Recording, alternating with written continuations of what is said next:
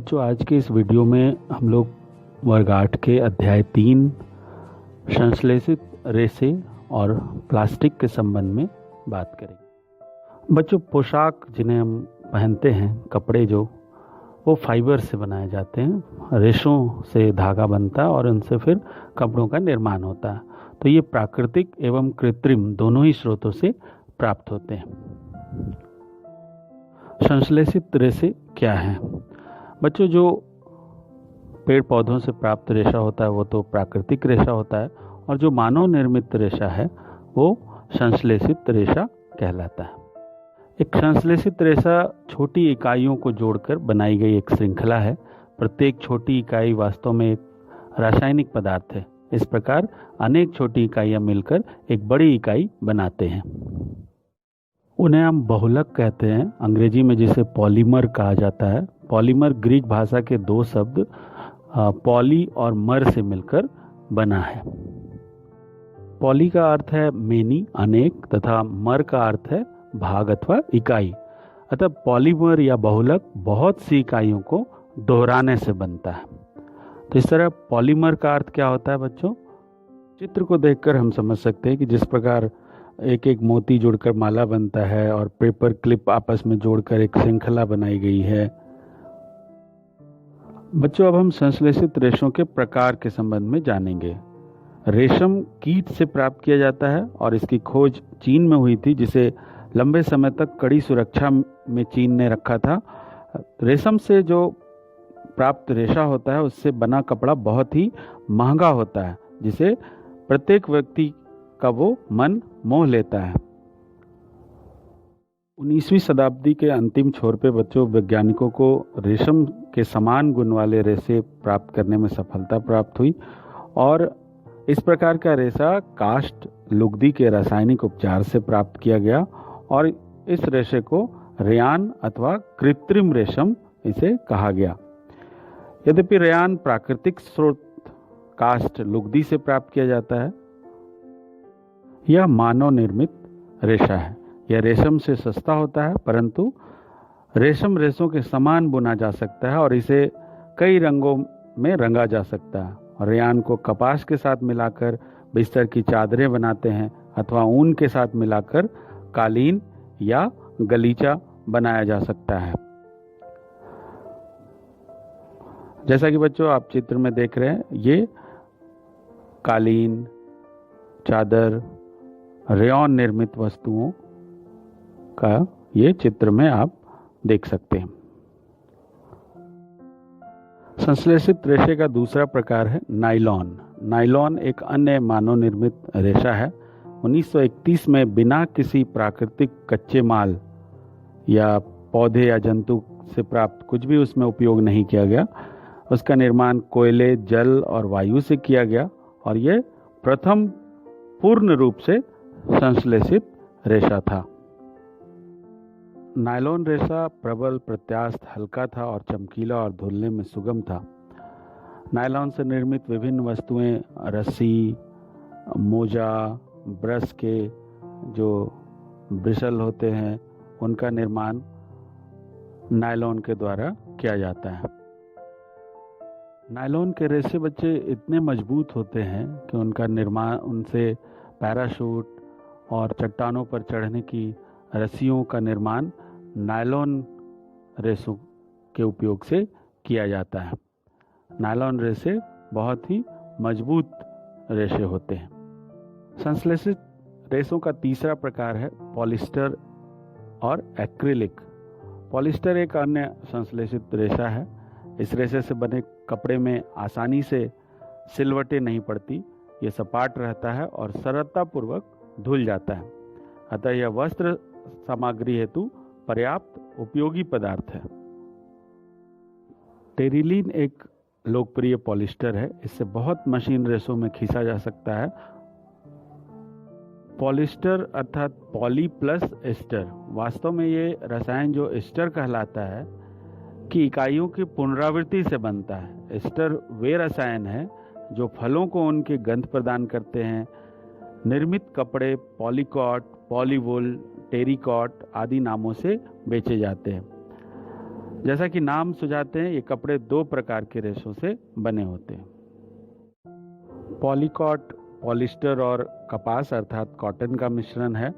पॉलीवुल polyester और ऊन का मिश्रण है। इस प्रकार संश्लेषित रेशों से कपड़े बनाए जाते। सर्दियों में स्वेटर पहनते हैं, शॉल अथवा कंबल का उपयोग करते हैं। इनमें से बहुत से वास्तव में प्राकृतिक ऊन से निर्मित नहीं होते हैं, यद्यपि वे ऊन के सदृश दिखाई देते हैं। ये अन्य प्रकार के संश्लेषित रेशे से तैयार किए जाते हैं, जो एक्रिलिक कहलाता है। प्राकृतिक स्रोतों से प्राप्त ऊन काफ़ी महंगी होती है, जबकि एक्रिलिक से बनी वस्तुएं अपेक्षाकृत सस्ती होती हैं। ये विविध रंगों में उपलब्ध होती हैं और टिकाऊ होती हैं और पहुंच के भीतर होती हैं, और इसीलिए ये अधिक लोकप्रिय। बच्चों, प्लास्टिक की वस्तुओं से तो आप परिचित ही होंगे। प्लास्टिक भी संश्लेषित रेशे की तरह ही बहुलक है, और सभी प्लास्टिकों में इकाइयों की व्यवस्था एक ही प्रकार की नहीं होती है। कुछ में रैखिक होती है और कुछ में तिर्यकबद्ध होती है, क्रॉसबद्ध होती है। आप यहाँ पर दिखाए गए चित्र में देख सकते हैं। आप चित्र में प्लास्टिक की रेखीय और क्रॉसबद्ध व्यवस्था देख रहे हैं कि वस्तुएं हमारे दैनिक जीवन में आजकल बहुत महत्वपूर्ण हो गई हैं। कुर्सी, बाल्टी, ग्लास, खिलौने, सभी चीज़ें प्लास्टिक की बनाई जाती।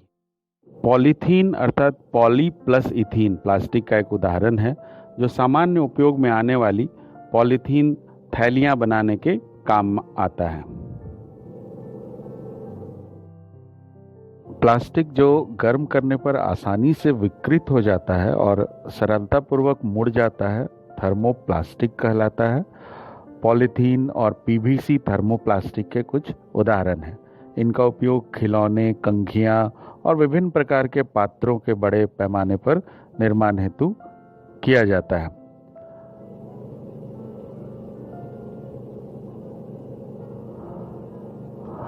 दूसरी ओर जो प्लास्टिक ऐसे हैं जिन्हें एक बार सांचे में ढाल दिया जाता है तो इन्हें उष्मा देकर नरम नहीं किया जा सकता, ये थर्मोसेटिंग प्लास्टिक कहलाते हैं। इसके दो उदाहरण हैं, बेकेलाइट और मेलामाइन। बेकेलाइट उष्मा और विद्युत का कुचालक होता है। ये बिजली के स्विच, विभिन्न बर्तनों के हत्थे आदि बनाने में काम आता है। मेलामाइन एक बहुत उपयोगी पदार्थ है और ये आग का प्रतिरोधक है। अन्य प्लास्टिक की अपेक्षा उष्मा को सहने की अधिक क्षमता रखता है। फर्श की टाइलें, रसोई के बर्तन। यहाँ थर्मोसेटिंग प्लास्टिक से निर्मित वस्तुओं को दिखाया जा रहा है। बिजली के स्विच, बर्तन।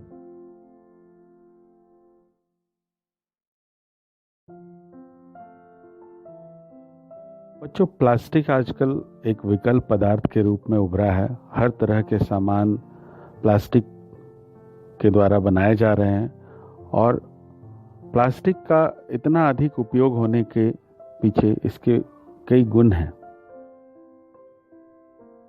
प्लास्टिक अनअभिक्रियाशील है।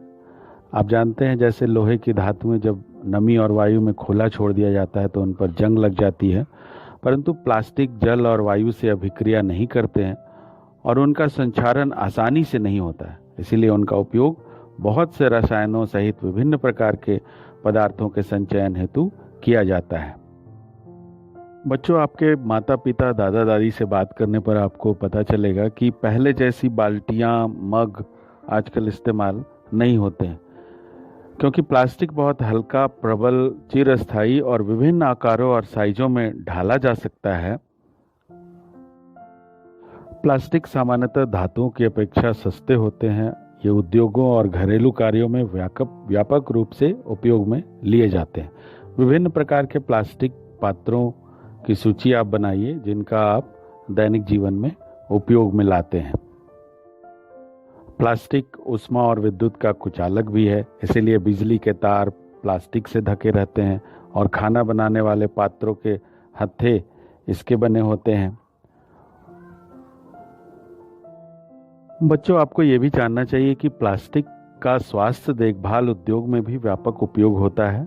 इनके उपयोग के उदाहरण हैं दवा की गोलियों, टीकियों को पैक करने हेतु, घावों को सीने हेतु धागे, सिरिंज, चिकित्सकों के लिए दस्ताने और विविध प्रकार के चिकित्सीय यंत्र। माइक्रोवेव ओवन में भोजन पकाने हेतु विशिष्ट प्लास्टिक पात्र का ही उपयोग किया जाता है। टेफ्लॉन एक विशिष्ट प्लास्टिक है जिस पर तेल और जल चिपकता नहीं है।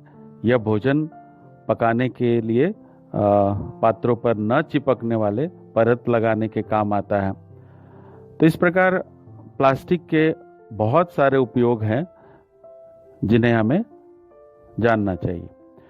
अग्निशः प्लास्टिक, यद्यपि प्लास्टिक रेसे आसानी से आग पकड़ लेते हैं, परंतु ये जानना आपके लिए जरूरी है कि आग बुझाने वाले कर्मचारी के जो परिधान होते हैं, जो कपड़े होते हैं, वो मेलामाइन प्लास्टिक की परत उन पर चढ़ी होती है जो अग्निरोधक उन कपड़ों को बना देती है। बच्चों, आज प्लास्टिक का इस्तेमाल इतनी बड़ी समस्या बन गई है कि इससे पर्यावरण को खतरा मंडराने लगा है। प्लास्टिकों का इस्तेमाल से ढेर सारा कचरा एकत्रित होता है।